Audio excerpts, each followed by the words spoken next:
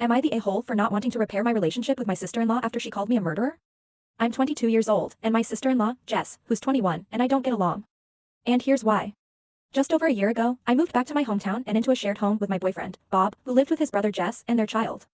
Since I didn't have any friends in the area, Jess and I quickly bonded. Things were great between us until I found out I was pregnant. At first, Jess was incredibly supportive, but when my doctor advised me to have an abortion due to health concerns, everything changed. Jess went on multiple Facebook rants, labeling me a murderer, and insisting that God would make everything okay if I just kept the baby. I hadn't shared my pregnancy or the complications widely, but Jess decided to broadcast it for me, making my private struggle public by telling Bob's family and even posting about it online. Soon, I started getting hateful messages from her family, pleading with me to reconsider. Her mother even went as far as offering to adopt my baby. Despite the pressure from Jess and her family, I followed my doctor's recommendation and had the abortion. After that, the tension in the house became unbearable. The atmosphere was toxic, and Bob and I knew we had to leave, so we moved out shortly after. Since that time, Jess has been openly hostile toward me.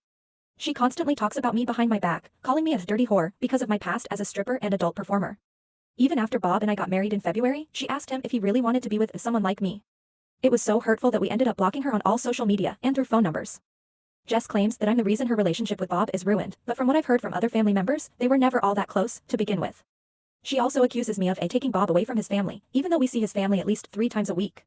After we blocked her, Jess found new ways to try and get to us, using free texting apps to message Bob late at night with things like, "You up?" even though she's married herself. Now, I'm pregnant again, this time with a healthy pregnancy, and I'm 9 months along.